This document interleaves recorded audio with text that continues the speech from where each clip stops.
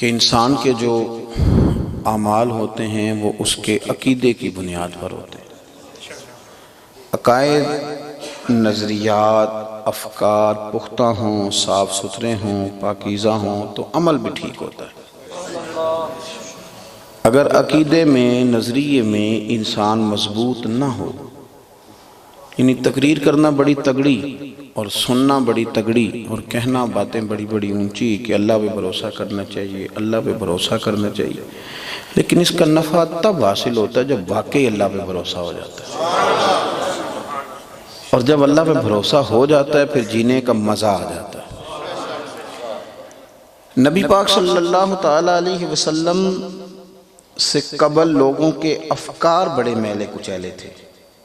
کئی بتوں کو پوجنا اور ان بتوں کے نام کی قربانیاں کرنا، اور قربانی کر کے اس کا خون کعبے کی دیواروں کے ساتھ ملنا، اور پھر ان کا خیال ہونا کہ کپڑے ہمارے ناپاک ہیں تو کعبے کا طواف کرنا تو معاذ اللہ ننگے ہو کے کرنا، کپڑے اتار کے کرنا، برہنہ ہو کے کرنا، اور پھر عجیب و غریب قسم کی توہمات۔ قرآن حکیم ہمیں بتاتا ہے کہ حج کر کے آتے تھے تو دروازوں سے داخل نہیں ہوتے تھے، اوپر سے پھلانگ کے آتے تھے۔ یہ توہمات ان کے ذہنوں میں تھیں۔ اللہ تبارک و تعالیٰ نے محبوب پاک علیہ السلام کو داعی اللہ بنایا۔ نبی پاک صلی اللہ علیہ وسلم نے لوگوں کی تربیت کی، عقیدہ توحید بھی، عقیدہ رسالت بھی، عقیدہ آخرت بھی، برزخ زندگی بھی۔ حضور نے سترے نظریات دیے۔ اگر انسان صحیح کر کے جینا چاہے نا زندگی، تو پھر اپنے ذہن میں وہ نظریات پیدا کرے جو نبی پاک علیہ السلام نے عطا فرمائے ہیں، جو عقائد اسلامیہ ہیں، پھر وہ صحیح جی پاتا ہے۔ ورنہ نا اسے لگتا ہے کہ میں چل ضرور رہا ہوں، بھاگ ضرور رہا ہوں، کام ضرور کر رہا ہوں، لیکن کوئی با مقصد نہیں، بے مقصد سا ہے۔ آج بھی لوگ کچھ بے یقینیوں کا شکار ہیں۔ ایک لبرل لوگ ہیں جو کہتے ہیں کہ محنت کرو گے تو آگے بڑھو گے، دعاؤں سے کچھ بھی نہیں ہوتا، معاذ اللہ۔ یہ عقیدہ بھی غلط ہے۔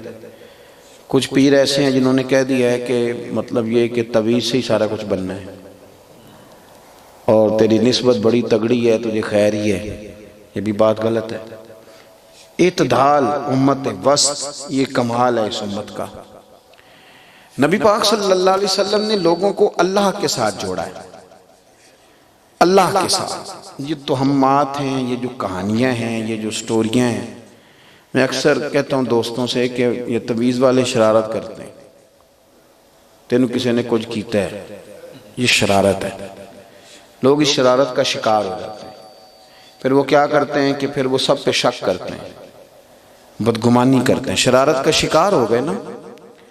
نبی پاک صلی اللہ علیہ وسلم نے ہمیں توحید باری تعالیٰ کا سبق دیا، اور یہ اتنا ضروری کام ہے اللہ کو ایک ماننا کہ حضور اس کے لیے گلی گلی تشریف لے گئے، حضور منڈیوں میں گئے، طائف کے بازاروں میں گئے۔ یعنی یہ اتنا ضروری عقیدہ ہے کہ انسان سمجھ لے کہ اللہ وحدہ لا شریک ہے، مجھے بھروسہ بھی اللہ پہ کرنا ہے، امیدیں بھی اللہ سے وابستہ کرنی ہے، اور اگر ڈرنا ہے مجھے صحیح کر کے تو اپنے رب کریم ہی سے ڈرنا ہے۔ اس کی عملی تربیت حضور صحابہ کو دیتے۔ غار ثور میں جب نبی پاک صلی اللہ علیہ وسلم تشریف لے گئے تو غار ثور کے دروازے تک کفار آ گئے تھے۔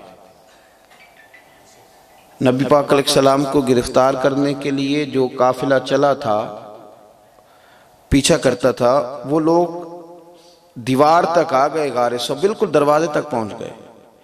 یعنی ڈاکٹر نے کہہ دیا ہے کہ یہ بندہ ایک ہفتے کے بعد مر جائے گا۔ اب ایک تو وہ ہے جو اسی دن ہی مر گیا ڈاکٹر کی بات سن کے، اور ایک وہ ہے جس نے کہہ دیا ہے کہ تو جو کہہ رہا ہے اپنے علم کے مطابق کہہ رہا ہے، ہونا تو وہ ہے جو میرا رب چاہے گا۔ اس میں فرق ہے نا جی۔ یعنی آپ کو بتا دیا فلانے بندے نے کہ تیرا کچھ بھی نہیں بن سکتا، تو آپ نے کہا یہ تو تیری بات ہے نا، کرنے والا تو میرا مالک ہے۔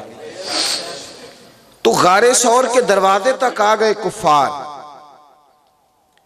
اور دروازے تک آ کر کے وہ کھڑے ہو گئے، تو درمیان میں پردہ کیا رہ گیا؟ مکڑی کا جالا، اور مکڑی کا جو جالا ہوتا ہے وہ تو پھونک سے بھی اڑ جاتا ہے، اب یہاں تک ماحول بن گیا، حضرت صدیق اکبر گھبرائے، اور اپنے لیے نہیں، رسول کریم کی محبت کے لیے کہ میرے محبوب کو کوئی تکلیف نہ پہنچ جائے۔ اور اس کی حضور وہ تو آ گئے، یہ پہنچ گئے، اور اگر انہوں نے اپنے پیروں کی جانب دیکھا تو ہمیں گرفتار کر لیں گے، تو حضور پھر تربیت فرماتے ہیں، اور اس کا ذکر رب کریم نے سورہ توبہ میں فرمایا۔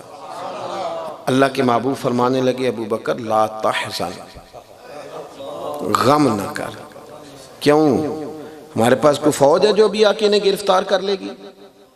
لوگ کہتے ہیں نا جی غم نہ کروں پر کیسے نہ کروں، یہ حال ہو گیا ہے، وہ ہو گیا ہے، کس طرح، یہ تو بڑی کس طرح آپ کہہ رہے ہیں کہ فکر تو کرنی پڑتی ہے۔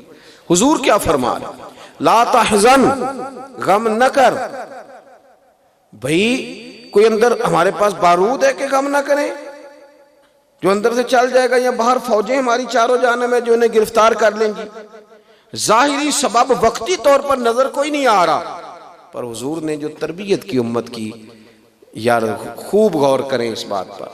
خدا را نکل آئیں چھوٹے چھوٹے ڈپریشن سے باہر، ہر بات کی ٹینشن، ہر بات کو طاری کرنا، ہر وقت پریشان رہنا۔ کریم رسول نے فرمایا لا تحزن، تو غم نہ کر، اس لیے نہ کر کہ ان اللہ معنا، اللہ ہمارے ساتھ ہے۔ بے شک اللہ ہمارے، جن کے ساتھ رب ہو انہیں بارود کی ضرورت ہی کوئی نہیں، انہیں فوجوں کی ضرورت ہے۔ ان اللہ معنا، اللہ ہمارے ساتھ ہے، یہ تربیت ہے۔